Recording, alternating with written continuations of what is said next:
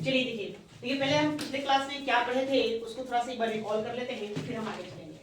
हम प्रागैतिहासिक काल पढ़ रहे हैं। प्रागैतिहासिक काल को 3 भागों में बांटा।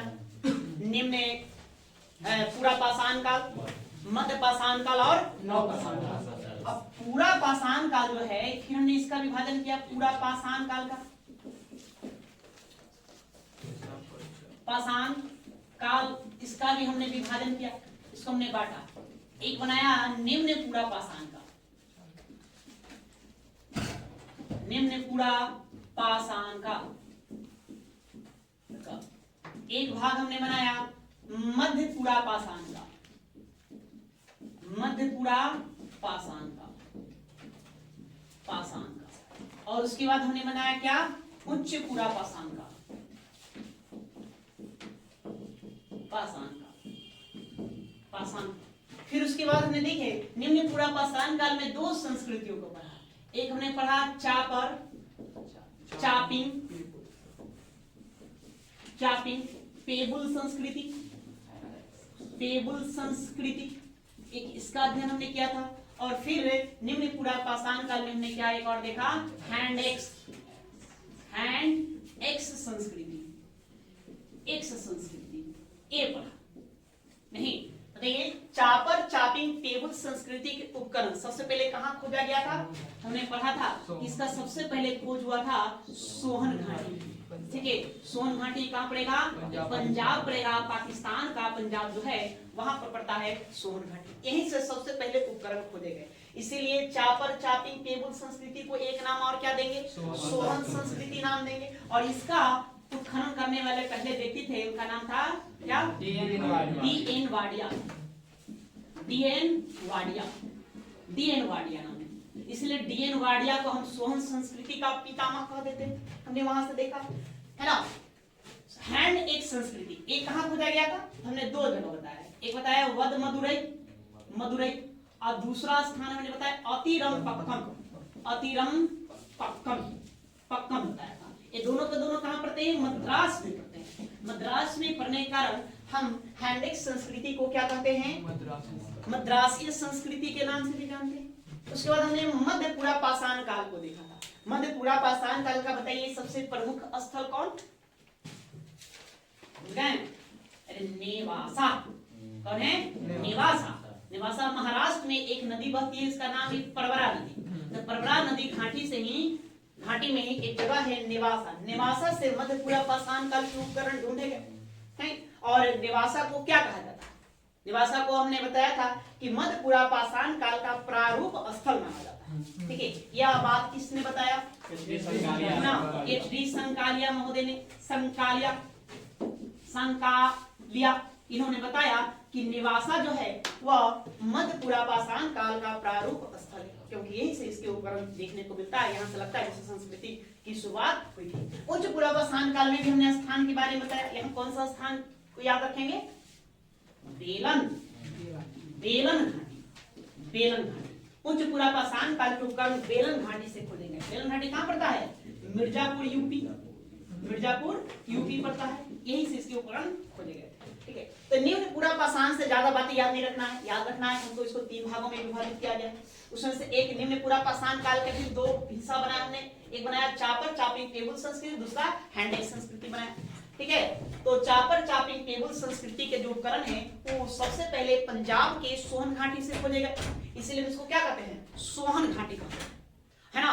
सोहन घाटी कहते हैं। इसको खोजेंगे कौन? डी.एन. वाडिया खोजेंगे। इसलिए डी.एन. वाडिया को क्या कहते हैं? सोहन संस्कृति का पितामह कहते हैं। उसके बाद हैंड एक संस्कृति के उपकरण कहां मिलेंगे? तो एक जगह है वद मदुरई और दूसरा जगह है अतिरम पक्कम, ये मद्रास में पड़ता है। इसी कारण हैंड एक संस्कृति को मद्रासीय संस्कृति भी बता देते हैं। उसके बाद हमने बताया मध्य पूरा पाषाण काल। तो मध्य पूरा पाषाण काल के उपकरण सबसे पहले महाराष्ट्र में एक नदी है परवरा नदी, उसी परवरा नदी घाटी में एक स्थान है, गांव का नाम है नेवासा। नेवासा से ही मध्य पूरा पाषाण काल के उपकरण ढूंढे गए। इसीलिए नेवासा को एच.डी. संकालिया साहब ने क्या बताया कि मध्य पूरा पाषाण काल का प्रारूप स्थल है।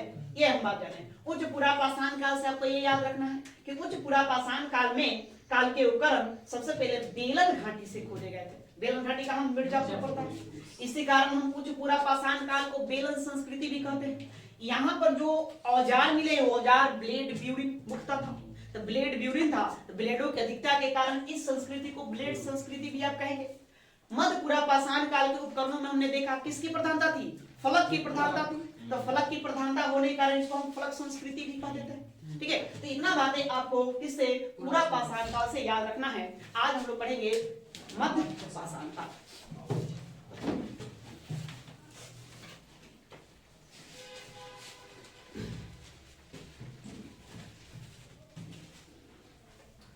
आगे हमको आज देखना है मध्य पाषाण काल।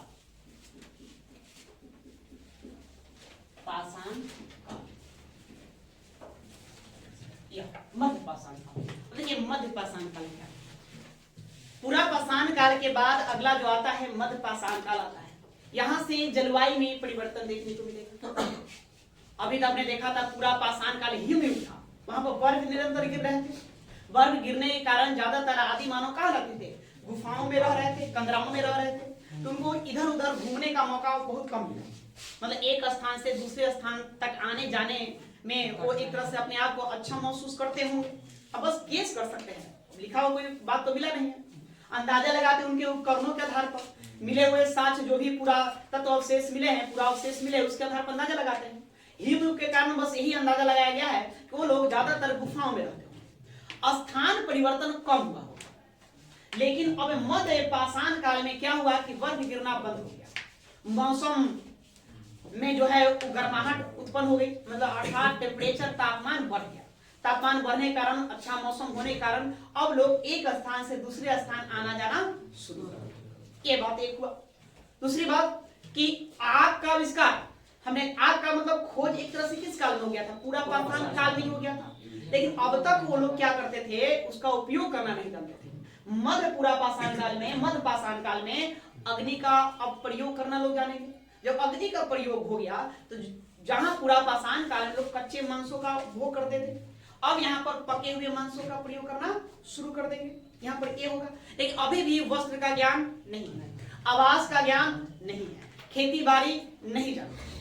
ठीक है, अभी ये सबसे अनभिज्ञ है, इसके बारे में उन्हें कोई जानकारी नहीं है। हाँ, आग का उपयोग करना ये लोग चालू कर देंगे।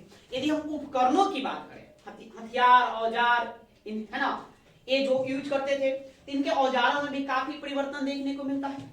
पूरा पाषाण काल में बड़े बड़े पत्थरों से निर्मित औजारों का प्रयोग होता था। यहाँ अब ये लोग क्या करेंगे, छोटे छोटे पत्थरों का उपयोग करना शुरू कर देंगे, छोटे छोटे पत्थरों से उपकरण बनाना शुरू कर देंगे, औजार बनाना शुरू कर देंगे। इसी के आधार पर इस काल को हम लघु पाषाण काल भी कह देते हैं। लघु पाषाण मतलब छोटे छोटे उपकरण। पूरा पाषाण काल में जहां बड़े जानवरों का शिकार हुआ करता था, अब यहाँ छोटे जानवरों का शिकार करेंगे। हमने बताया कि हड्डियों का प्रयोग तो करना वो क्या करे थे, पूरा पाषाण काल में ही सीख लिए थे। नहीं, तो इस काल में हड्डियों का प्रयोग बड़े बृहद पैमाने पर करेंगे। शवों को दफनाना, पूरा काल पाषाण काल हमने कहीं प्रमाण देखा जहां 100 को दफनाएंगे, नहीं देखा। लेकिन ये इस काल में देखेंगे कि अब आदि मानव 100 को दफनाना शुरू करेगा, है ना, अर्थात दाह संस्कार करने की जो प्रवृत्ति थी वो उनमें आ गया।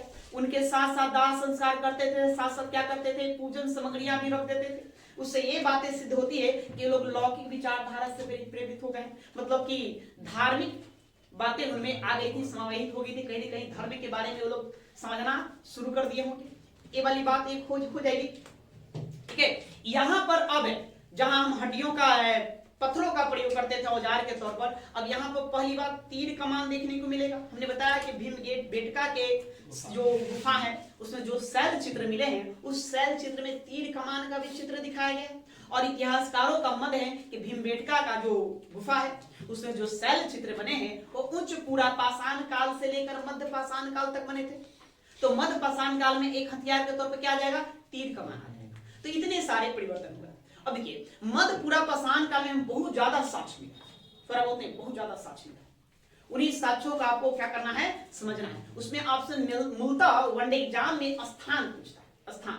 तो मध्य पूरा पाषाण काल के प्रमाण राजस्थान, मध्य प्रदेश, उत्तर प्रदेश, बिहार, बिहार के भागलपुर, पश्चिम बंगाल, कर्नाटका, केरला, इन स्थानों से प्राप्त होते हैं। इसके अलावा फिर गुजरात मिलता है, गुजरात से भी मिलता है। इन्हीं जगहों से क्या करता है कि इस काल के उपकरण प्राप्त होते हैं। उन्हीं स्थानों के बारे में हमको क्या करना है, बारी बारी से जानना है। ठीक है, तो पहले इतनी बातें को लिख लेते हैं, उसके बाद आगे चलते हैं। आइए,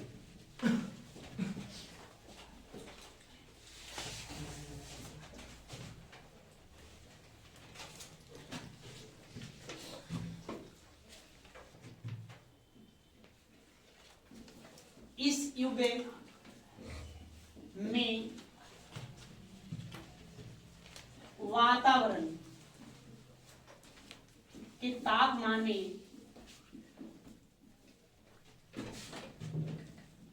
वृद्धि हुई और आदिम मानव मानव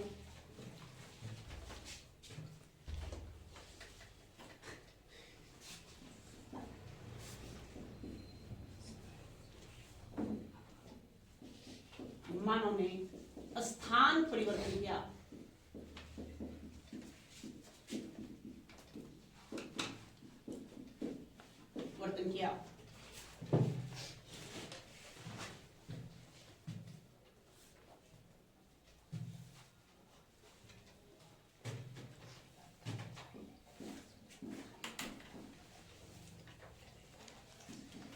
मध्य पाषाण शब्द का सबसे पहले प्रयोग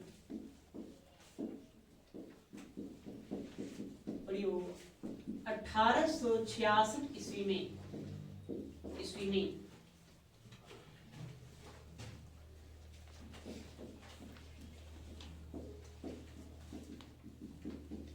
हॉर्डर वेस्ट्रॉक ने किया था।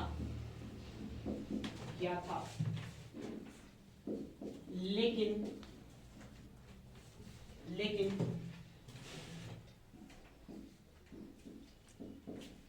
इस काल की जानकारी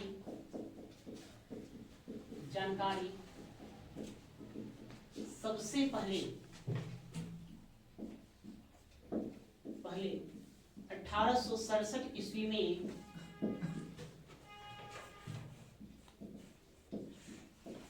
C.L. कार्लाइन ने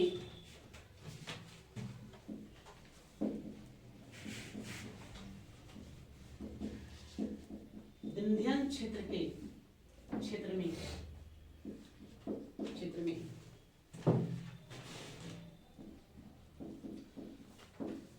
खोजे गए उपकरणों के आधार पर दिया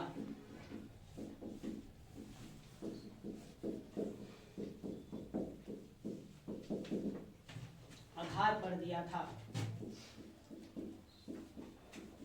मध्य पाषाण काल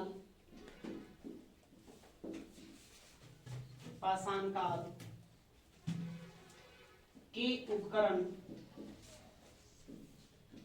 लघु या छोटे छोटे पत्थरों के डिब्बे थे।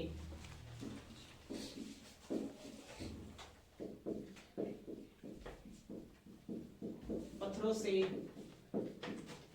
निर्मित मिले हैं।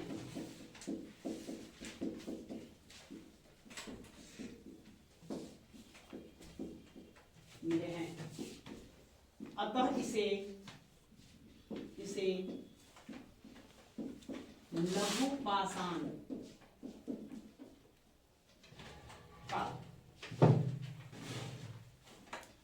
भी कहा जाता है।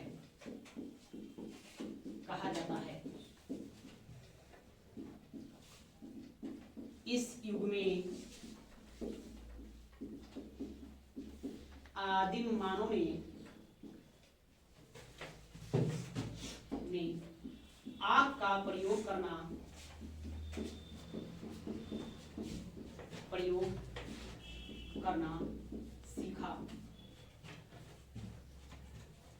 करना सीखा। अतः वे कच्चे मांस के स्थान पर पके हुए मांस का उपयोग करने लगे।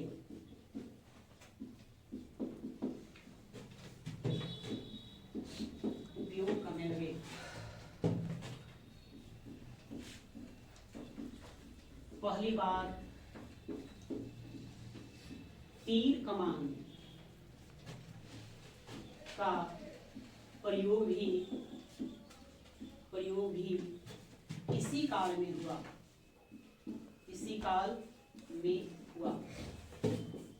हुआ।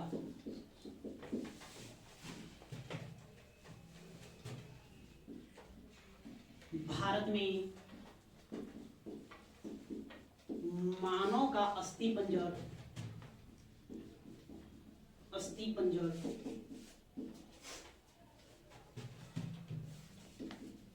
इसी काल से मिलना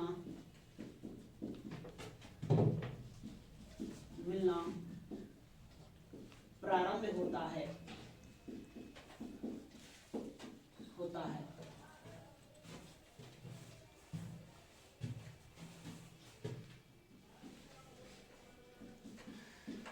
आदिम मानव इसी काल से शवों को दफनाना भी प्रारंभ किया।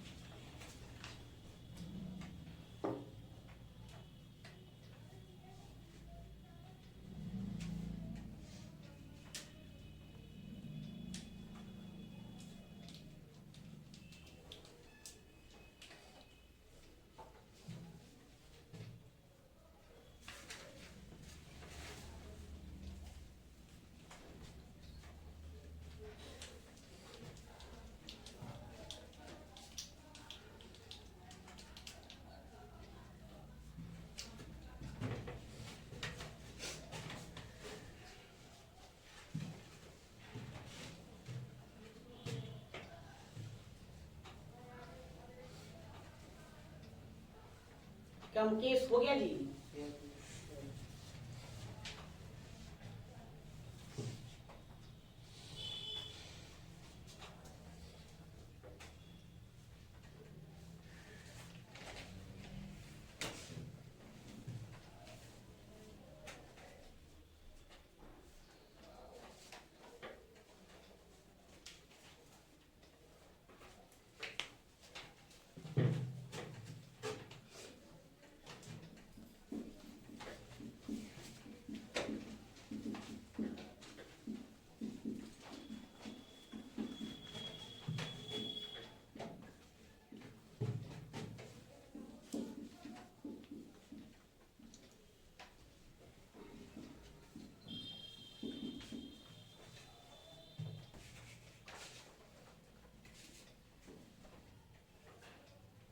समझेंगे। तो यह पूरा पाषाण काल और नव पाषाण का संक्रमण काल भी माना जाता है, मतलब बीच का अवस्था है जहां पूरा पाषाण काल समाप्त होगा, है ना, तो वहीं से मध्य पाषाण काल चालू होगा और इसके समापन के बाद नव पाषाण काल आएगा। बीच का अवस्था होने का इसको हम क्या कहते हैं, संक्रमण काल भी कहते हैं। इस युग में वातावरण के तापमान में वृद्धि हो गई, आदि मानव ने अपना स्थान का परिवर्तन कर लिया। अब वो लोग इधर उधर आना जाना प्रारंभ करेंगे। मध्य पाषाण शब्द का सबसे पहले प्रयोग करने वाला जो व्यक्ति है उनका क्या नाम दिया गया है ना, 1866 में हॉर्डर वेस्ट्रॉक। एक विदेशी विद्वान थे, इन्होंने ही सबसे पहले मध्य पाषाण शब्द का प्रयोग किया। ठीक है, माइक्रोलिथिक शब्द का सबसे पहले ये प्रयोग करेंगे। लेकिन इस काल की जानकारी सबसे पहले 1867 में C.L. कार्लाइन ने दिया। इनका आपको नाम याद रखना है, एग्जाम में ये पूछा जाता है कि सबसे पहले मध्य पाषाण काल के बारे में जानकारी कौन देंगे? C.L. कार्लाइन। इन्होंने किस आधार पर बताया कि मध्य पाषाण काल का है? तो विंध्यन क्षेत्र में इनको बहुत सारे उपकरण मिले। इन्होंने विंध्यन क्षेत्र में उपकरणों को खोजा था। मध्य प्रदेश में आप जानेंगे कि विंध्यन पर्वत श्रेणी है, उसी पर्वत श्रेणियों में C.L. कार्लाइन महोदय ने बहुत सारे उपकरणों को ढूंढ निकाला। ये उपकरण पूर्व के काल से भिन्न पाए गए, अतः इन्होंने बताया कि यह अलग काल का है। इन्होंने ही मध्य पाषाण काल के बारे में जानकारी दी। मध्य पाषाण काल के उपकरण छोटे छोटे पत्थरों से निर्मित मिले। छोटे छोटे पत्थरों से निर्मित मिलने के कारण इसे हम क्या कहते हैं? लघु पाषाण काल भी कहा जाता है। ये छोटे छोटे मिले। इस युग में आदिम मानव ने आग का प्रयोग करना सीखा, अतः वह कच्चे मांस के स्थान पर अब क्या करने लगे? पके हुए मांस का उपयोग करने लगे। पहली बार तीर कमान, ये इंपॉर्टेंट बात है, पहली बार तीर कमान कहां मिलेगा? तो मध्य पाषाण काल में देखने को मिलेगा, इसी काल में देखने को मिलेगा। अब भारत में मानव का अस्थि पंजर, अस्थि पंजर समझते हैं, मानव कंकाल, कंकाल भी इसी काल में मिलना प्रारंभ होता है। आदि मानव इसी काल में शवों को दफनाना भी प्रारंभ किया होगा।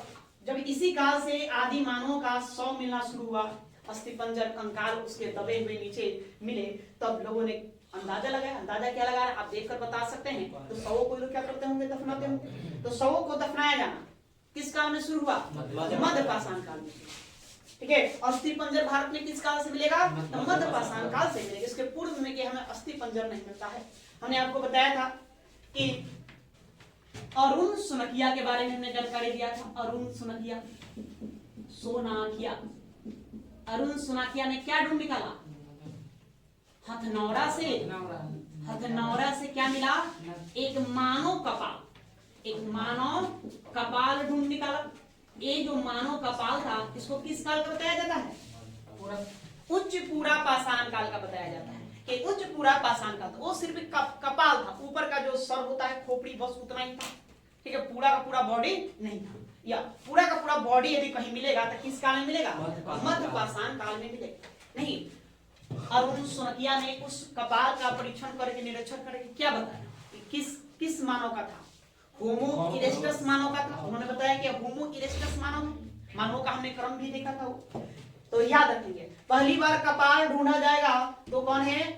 मानव कपाल जो ढूंढा जाएगा वो उच्च पूरा पाषाण काल में ढूंढा जाएगा। ठीक है, जो होमो इरेक्टस मानव का था। हालांकि भारत में मिलने वाला सबसे प्राचीन, जो सबसे पुराना जो आदि मानव का कपाल है, वो कहां से हमने प्राप्त किया था? शिवालिक श्रेणी से प्राप्त किया था, जिसको रामापिथेकस मानव नाम दिया गया। बोला गया कि रामापिथेकस मानव था, यह नाम दिया गया। लेकिन पूरा का पूरा बॉडी या मानव का अस्थि पंजर मिलेगा किस काल से? तो मध्य पाषाण काल से मिलेगा। इसमें कंफ्यूज नहीं होना। ठीक है, कितना ध्यान रखें। आदि मानव इसी काल में सबों को दफनाता था। अब यहाँ इस काल में आदि मानव खाद्य संग्राहक भी बन गया।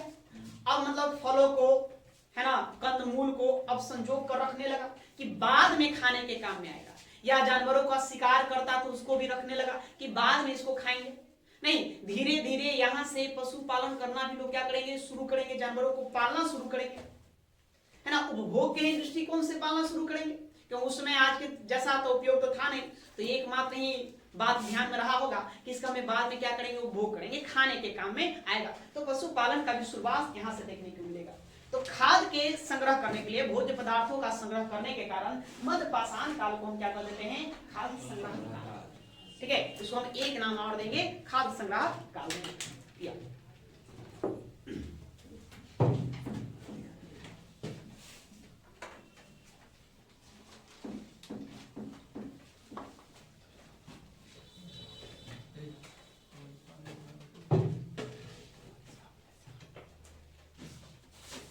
अब ये प्रमुख स्थल, प्रमुख स्थल, ठीक है। तो मध्य पाषाण काल में उपकरण जो है भारत के कई राज्यों से प्राप्त हुए, लेकिन कुछ कुछ ऐसे स्थान है जहां पर विशेष तौर पर मिला, कुछ विशेष बातें वहां को देखने को मिलेगा। तो उसको हमें याद करना है, जो एग्जाम में आपको पूछा जाएगा। तो इस काल काल के उपकरण या औजार राजस्थान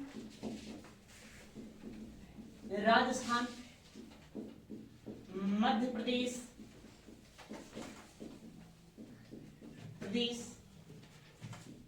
उत्तर प्रदेश बिहार गुजरात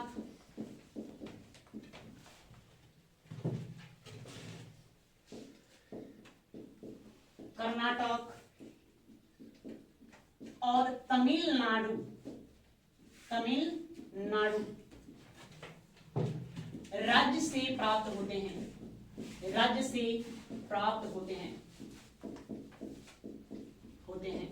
ठीक है। पहले आप लोग एक बार सबको ओवरऑल देखिए, उसके बाद फिर हम लिखने का काम करेंगे। देखिए कहां से क्या क्या स्थानों को आपको ध्यान में रखना है, क्यों ध्यान रखना है। तो सबसे पहले मैं राजस्थान की बात करूं। राजस्थान में एक जगह है बागौर। क्या नाम है जगह का?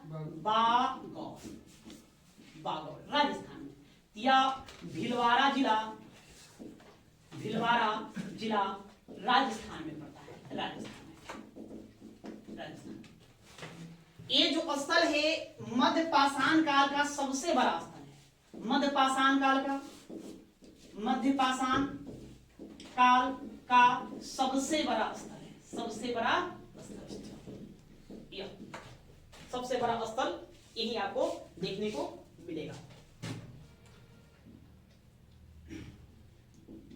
बी.एन. मिश्र ने इसका उत्खनन किया था। इसका उत्खनन करवाया था। यहीं से हमें पशुपालन का प्रमाण मिलता है। पशुपालन का सबसे प्राचीन प्रमाण हमें यहीं से देखने को मिलता है। इसी स्थान के अध्ययन से ज्ञात होता है कि इस काल में आदिमानव ने पशुओं को पालना प्रारंभ कर दिया। इस सबसे प्राचीन प्रमाण यहीं से मिलता है।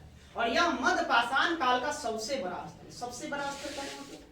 आदि मानव बड़ी संख्या में कहां रहते थे? इसी बागौर जिले में, बागौर नामक स्थान पर रहते थे, जो राजस्थान के भीलवाड़ा में पड़ता है। ठीक है। उसके बाद फिर हम उत्तर प्रदेश में बात करें तो उत्तर प्रदेश में बहुत सारा जगह है। सबसे पहले अगर मिर्जापुर की बात करें, कहाँ? मिर्जापुर। तो मिर्जापुर में एक स्थान आपको है चौपानी मांडो। ठीक है। दूसरा स्थान पे लखराज किया है। उसके बाद हम अगर उत्तर प्रदेश के प्रतापगढ़ जिले की बात करें, प्रतापगढ़ जिले, तो यहां से एक स्थान आपको है नाहर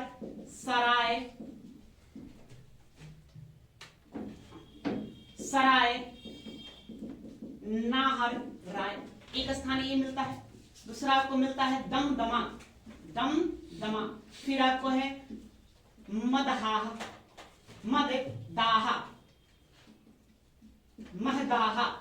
महदाहा ये स्थान मिलता है। अगर हम गुजरात की बात करें, गुजरात तो गुजरात में एक स्थान आपको मिलेगा।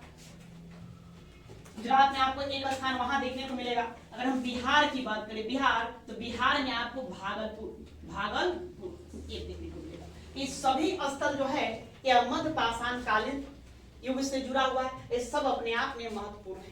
सब कहीं ना कहीं से कुछ न कुछ प्रमाण मिला है, जिसके बारे में आपको आए दिन आपके एग्जामों में पूछते रहते हैं। तो एक पंक्ति लिख लिए, तो आगे लिखिए। देखिए तो बोल रहे हैं, आपको लिखना।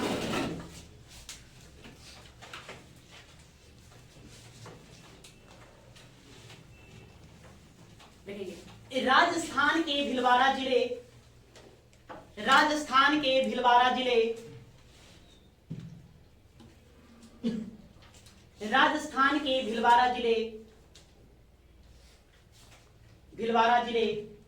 के बागौर नामक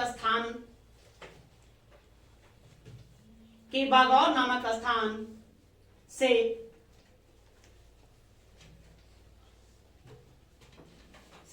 मध्य पाषाण काल के कई सारे उपकरण मिले हैं।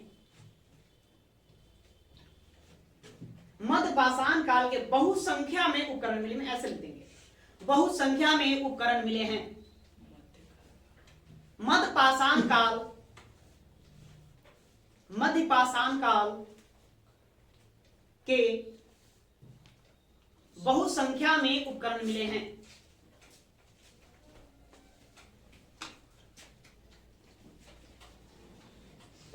हैं। इस स्थल का उत्खनन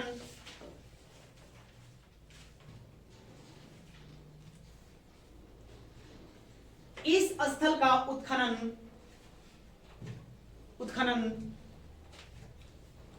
1968 ईस्वी से 1970 ईस्वी तक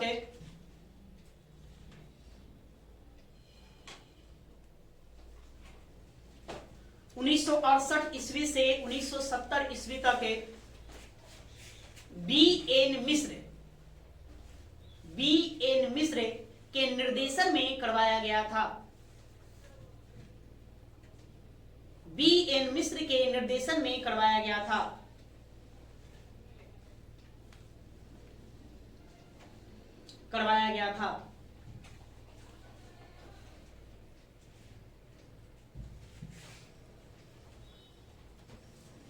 बागौर को मध्य पाषाण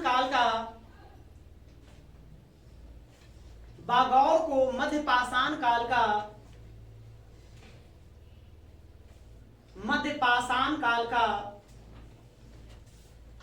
सबसे बड़ा उपकरण सबसे बड़ा स्थल लिखेंगे, सबसे बड़ा स्थल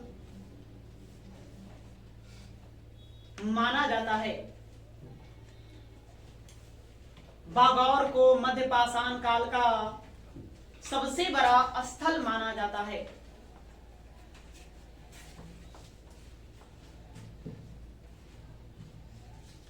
भारत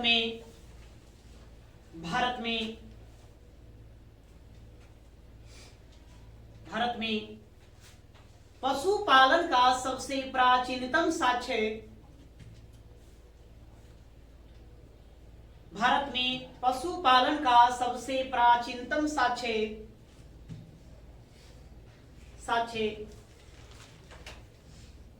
बागौर से प्राप्त होता है।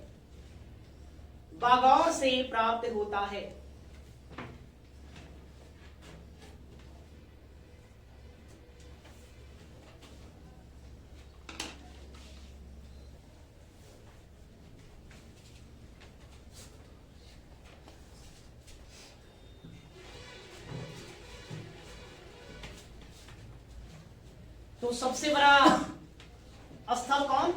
बागौर। और पशुपालन का सबसे प्राचीनतम साक्ष्य कहां से मिलेगा? आगे लिखिए। नेक्स्ट, गुजरात के लंगनाच, गुजरात में जो जगह है उसका नाम है लंगनाच।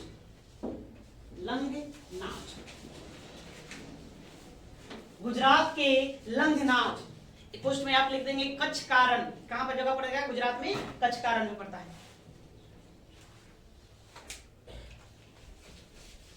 गुजरात के लंगनाच से 14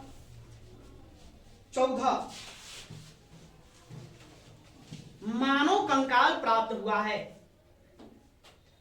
14 मानव कंकाल प्राप्त हुआ है।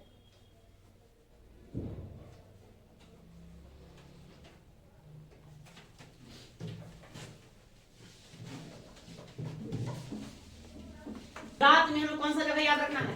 लंगनाच। क्या मिला है वहां से?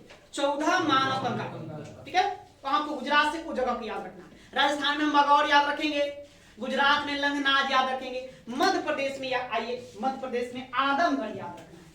मध्य प्रदेश में कौन सा जगह याद रखेंगे? आदमगढ़। या ये पड़ेगा मध्य प्रदेश के होशंगाबाद। क्यों याद करेंगे?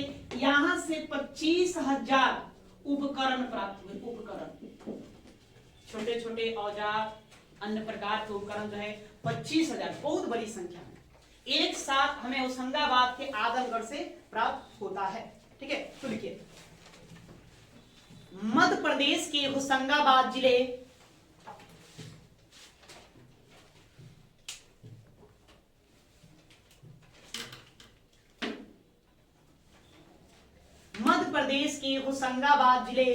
में स्थित है। आदमगढ़ आदमगढ़ से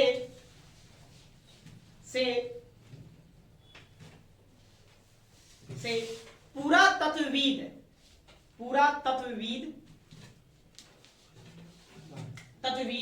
आर.वी. जोशी ने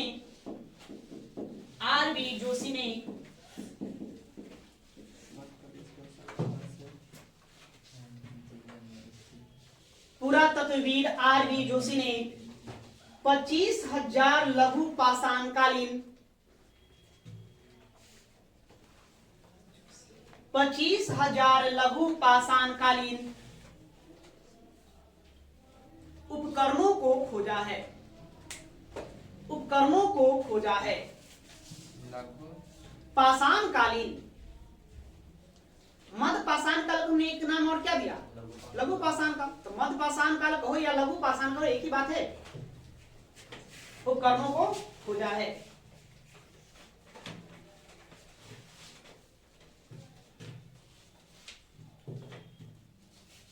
ठीक है। अब ये उत्तर प्रदेश के मिर्जापुर।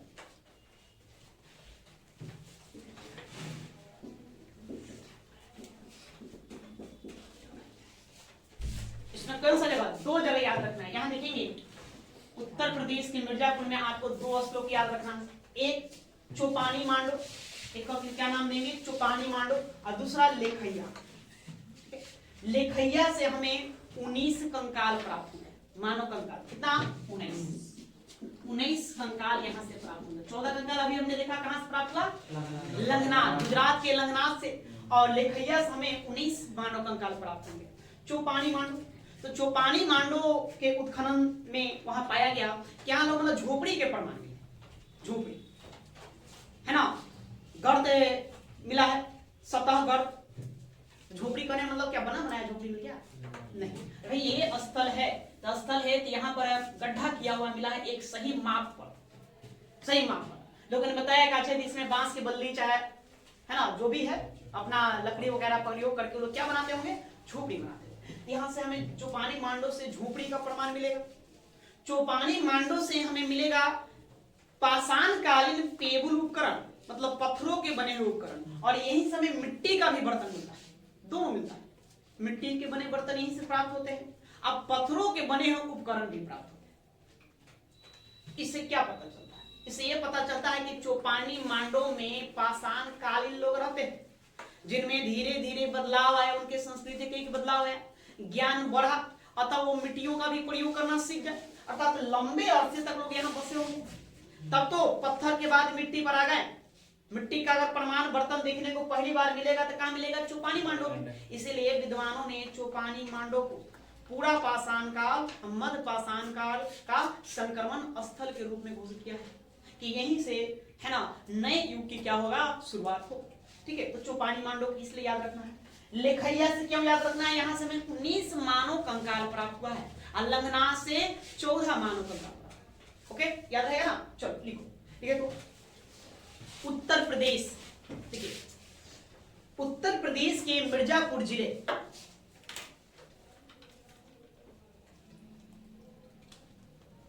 उत्तर प्रदेश के मिर्जापुर जिले के लेखैया नामक स्थान से लेखैया नामक स्थान से 19 मानव कंकाल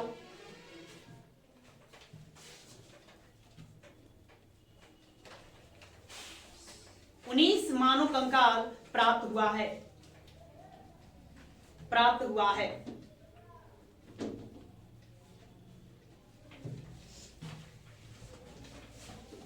आगे लिखिए, उत्तर प्रदेश के मिर्जापुर जिले उत्तर प्रदेश के मिर्जापुर जिले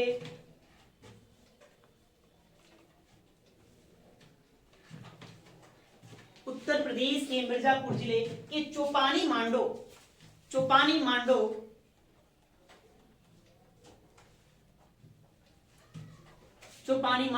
से बहु संख्या में झोपड़ी के प्रमाण सहित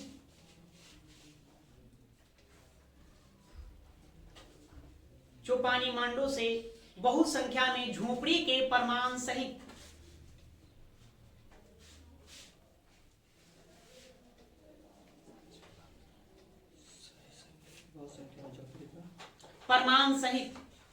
पूरा पाषाणकालीन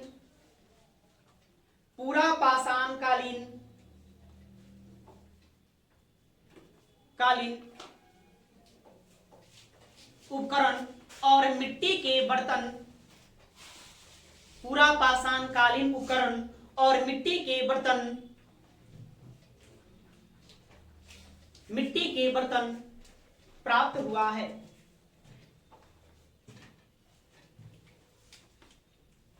मिट्टी के बर्तन प्राप्त हुआ है।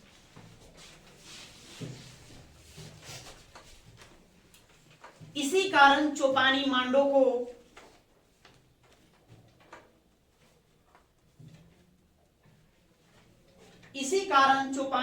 को पूरा पाषाण काल, इसी कारण चौपानी मांडो को पूरा पाषाण काल और मध्य पाषाण काल, पूरा पाषाण काल और मध्य पाषाण काल के बीच का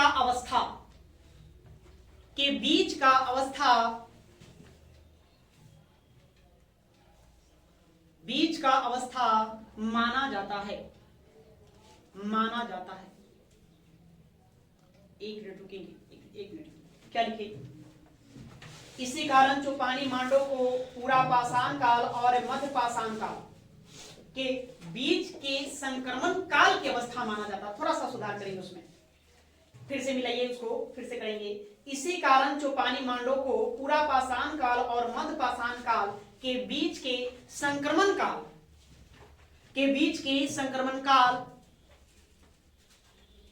की अवस्था माना जाता है। मतलब कहने का क्या हुआ जी, चौपानी मांडो में ही पूरा पाषाण काल का क्या होगा? अंत होगा, और कौन सा काल शुरू होगा? मध्य पाषाण काल प्रारंभ हो जाएगा। ये आपको ध्यान में रखना है। ठीक है, अभी नेक्स्ट अब ये प्रतापगढ़। ये उत्तर प्रदेश में एक जिला है, प्रतापगढ़ जिला। अब वहां देखिए, उत्तर प्रदेश के प्रतापगढ़ जिले के सराय नाहर राय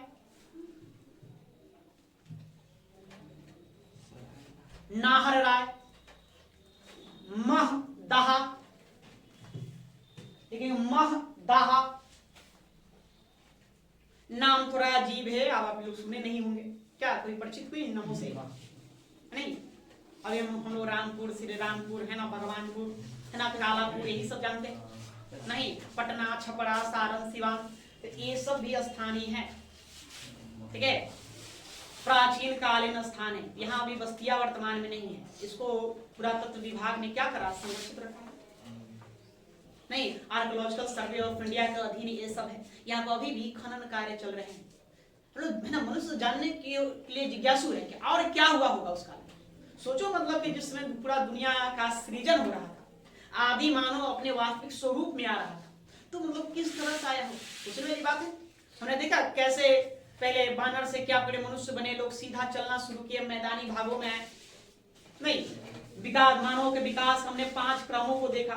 उसके बाद हमने पत्थरों का युग देखा। पत्थरों के बाद देखिए अब थोड़ा बर्तनों पर आ गए हैं, तीर कमान पर आ गए हैं। कचे हुए मांस के बाद हम लोग पके हुए मांस पर आ गए हैं, है ना, जहां मतलब कि घुमंटू जीवन जीते थे, अब है ना खाद्य पदार्थों को संग्रह करना शुरू कर दिया। तो धीरे धीरे मानवों का विकास हुआ। तो लोग अभी जानने की ओर और जिज्ञासु हैं। हो सकता है कुछ और रहा होगा, नहीं तो निरंतर उस पर शोध कार्य चल रहे हैं। हमने बताया कि मानव का पहला कपाल कहाँ मिला? हथनौरा, नर्मदा के हथनौरा से मिला, वो है ना, उसको होमो इरेक्टस कहा जाता है। होमो इरेक्टस मानव है। लेकिन नए शोध के अनुसार बताया गया कि आद होमो सेपियंस मानव है। अब इतिहासकारों में थोड़ा सा यहाँ बात है ना, मतभेद होना शुरू हो जाएगा। अब एक का मानना है कि होमो इरेक्टस है ना, कुछ विद्वानों का मानना है आद होमो सेपियंस का नया शोध के अनुसार लोगों ने बताया, नए इतिहासकारों ने बताया कि नहीं आद होमो सेपियंस। तो यही अभी खोजबीन चले, हम उसको सुरक्षित रखेंगे उस स्थान को, बाद वाली पीढ़ियां भी उसका क्या करें, उस पर शोध करें, हो सकता है कुछ और जानकारी जुटा ले। तो इसीलिए आप लोग इन सभी नामों को सुने नहीं होंगे। लेकिन प्रतापगढ़ जिले में 3 स्थान, सराय नाहराय, दमदमा, महदाहा, क्या लिखनी है, उत्तर प्रदेश के प्रतापगढ़ जिले में सराय नाहराय, महदाहा और दमदमा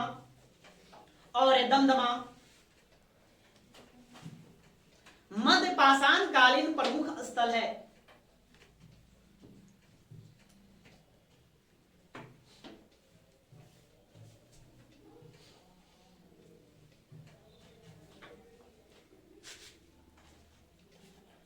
दमदमा मध्य पाषाण कालीन प्रमुख स्थल है।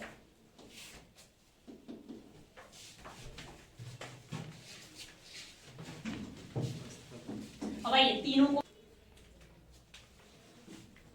सराय नाहराय, नाम थोड़ा अजीब है, घबराना नहीं है, याद हो जाएगा, हम कई बार उच्चारण करेंगे, याद तो होना ही है। अब तो याद हो गया।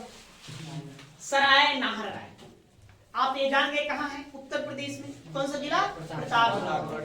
यहाँ से क्या मिलेगा, यहाँ से है ना, सबसे पहले इसका खोज करेंगे केसी जोशी। ये इतिहासकार है, इन्होंने यहाँ खोज निकाला। पहली बात आपको याद रखना, यहाँ से मिला है 12 सवाधान समझ गए, कब्र जिसमें लोग क्या है लेकिन, तो 12 सवाधान मिले हैं। दूसरा 8 गर्त चूल्हा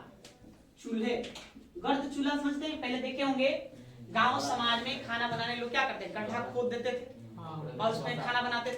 यहाँ से 8 गर्त चूल्हे मिले। यही से एक कंकाल जो है, एक कंकाल के शरीर में तीर चुभा हुआ मिला है,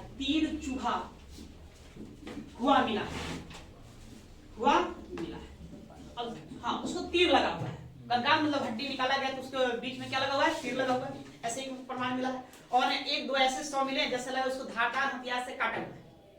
तो इसी के आधार पर है ना, विद्वानों ने मत निकाला है कि इस काल में मानव आक्रमण हुआ होगा।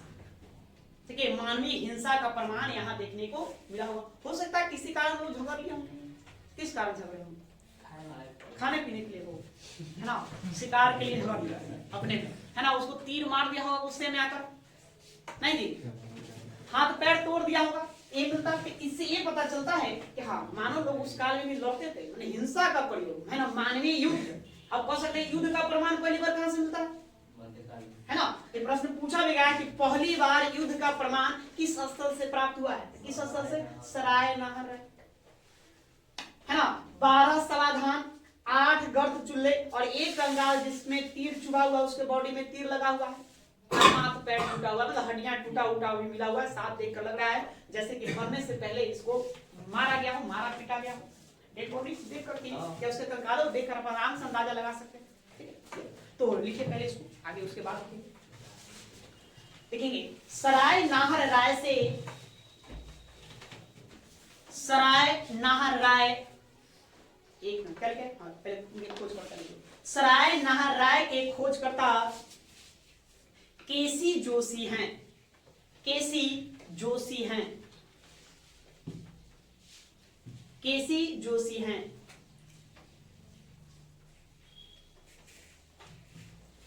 इस स्थान से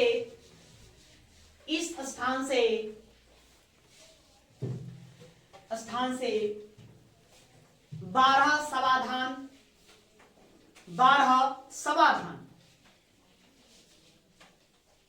बाद में भूलने नहीं जाओ क्या अर्थ होता है, भूल जाओगे तो लिख लो कब्र। 12 सवाधान और 8 गर्त चूल्हे प्राप्त हुए हैं।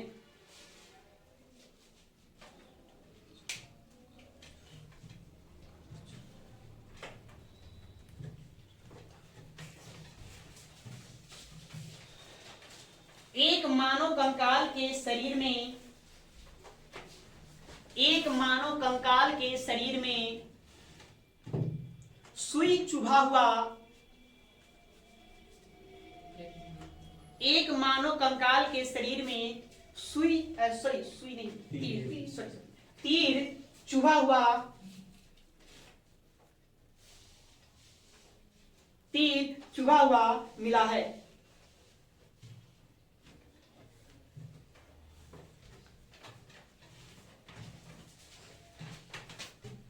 अर्थात यहीं से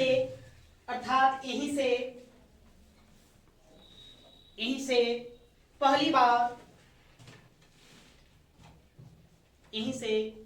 बार मानवीय आक्रमण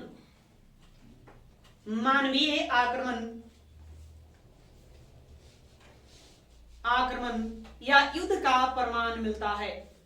मानवीय आक्रमण या युद्ध का प्रमाण मिलता है।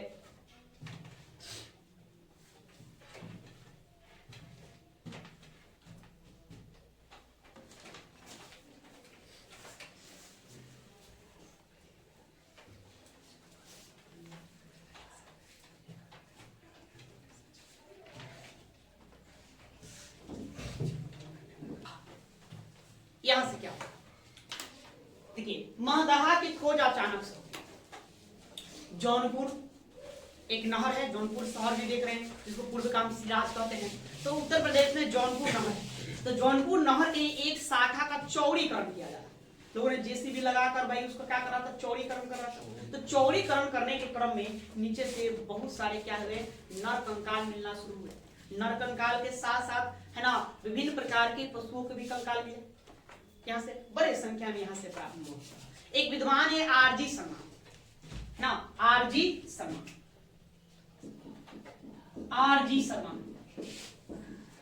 शर्मा ने इसका परीक्षण किया। परीक्षण कर बताया कि जो महदाहा स्थल है, ये दो बातें पता चलता है। एक तो यहाँ कब्रिस्तान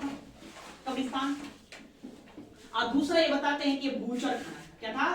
बूचर खाना समझते हैं, जहाँ पशुओं को ले जाकर लोग काटते हैं, उसको क्या कहते हैं, बूचर खाना कहते हैं। इसीलिए बहुत सारे कटे हुए जानवरों के यहाँ से हड्डी अस्थि प्राप्त होते हैं।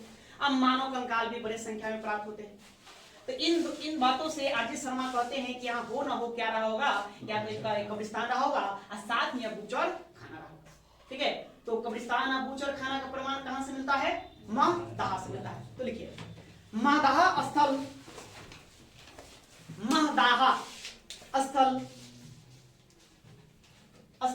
की खोज, महदाहा स्थल की खोज जौनपुर नहर की एक शाखा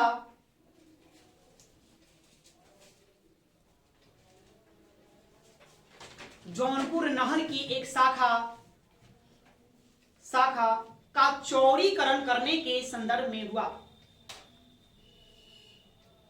महदाहा की खोज जौनपुर नहर की एक शाखा का चौड़ी करने के क्रम में हुआ।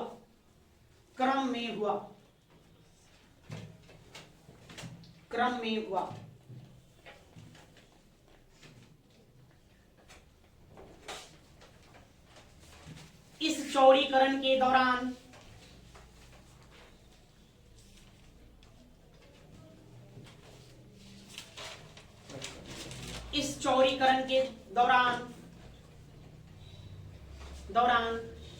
बहुत से नर कंकाल कट गए।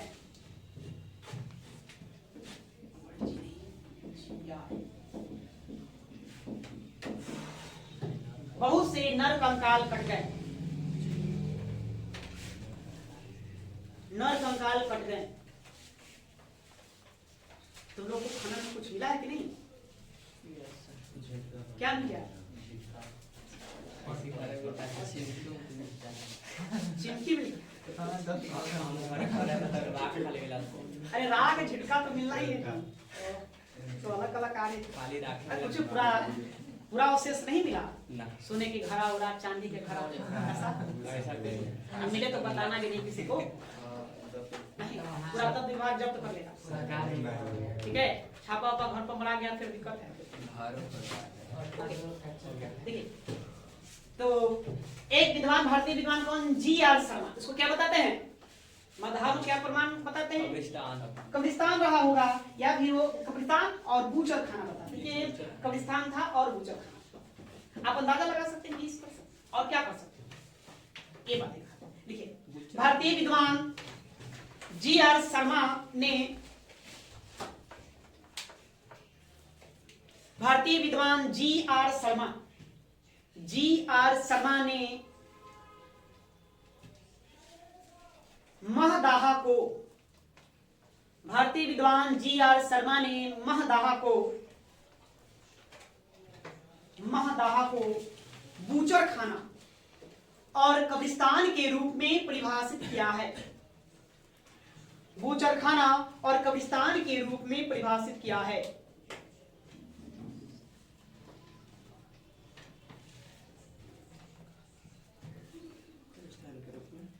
परिभाषित किया है मतलब उन्होंने बताया कि बूचर खाना रहा होगा या फिर या और कब्रिस्तान रहा होगा।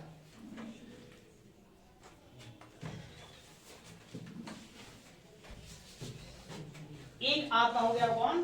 दमदमा। तो दमदमा से आपको याद रखना है, यहां से 41 समाधान मिले, 41 मतलब कब्र यहां से खोले गए, साथ ही गर्द चूल्हे मिले। 14 नरकलकार कहां से मिलेगा? लंगनाज, ठीक है। उसके बाद फिर हम कितने बताए? 19 कहां से? लेखैया से मिलेगा। तो नर कंकाल, और यहां से समाधान मतलब कब्र मिला है स्पष्टम, ठीक है। कब्र कहां से? दमदमा से। एक कब्र ऐसा है जिसमें 3 कंकाल, मतलब ऐसा ज्ञात होता है कि तीनों को एक साथ उसमें दफना दिया गया होगा। तो एक यहां से मिला दमदमा से। तो लिखिए दमदमा के बारे में। दमदमा से महत्वपूर्ण 41 समाधान, दमदमा से महत्वपूर्ण 41 समाधान, महत्वपूर्ण 41 समाधान एवं गर्द चूल्हे प्राप्त होते हैं, एवं गर्द चूल्हे प्राप्त होते हैं, गर्द चूल्हे प्राप्त होते हैं, प्राप्त होते हैं।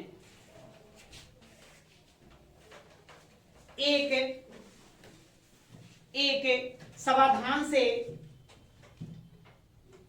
एक समाधान से 3 मानव कंकाल, 3 मानव कंकाल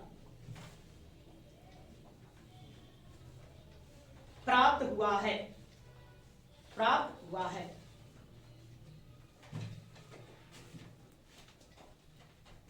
तीन मानव कंकाल प्राप्त हुआ है, ठीक है। तो ये इंपॉर्टेंट है, 3 मानव कंकाल अंडरलाइन करो, उसको आप अंडरलाइन करिए। एग्जाम में प्रश्न यहां से पूछा गया है। अभी जितना सब बताए हैं सब एग्जाम में आ गया है।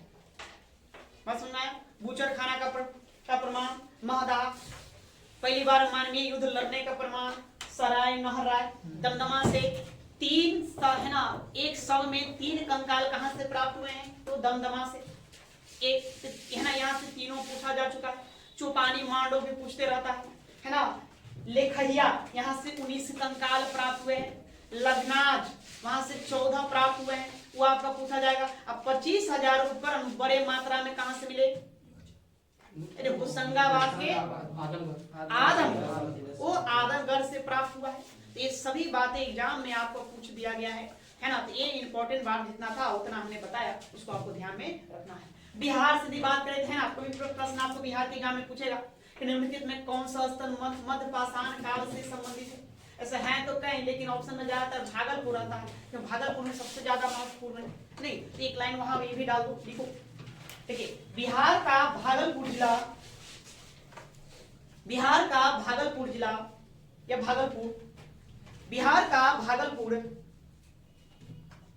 भागलपुर मध्य पाषाण कालीन स्थल है, मध्य पाषाण कालीन स्थल है, मध्य पाषाण कालीन स्थल है।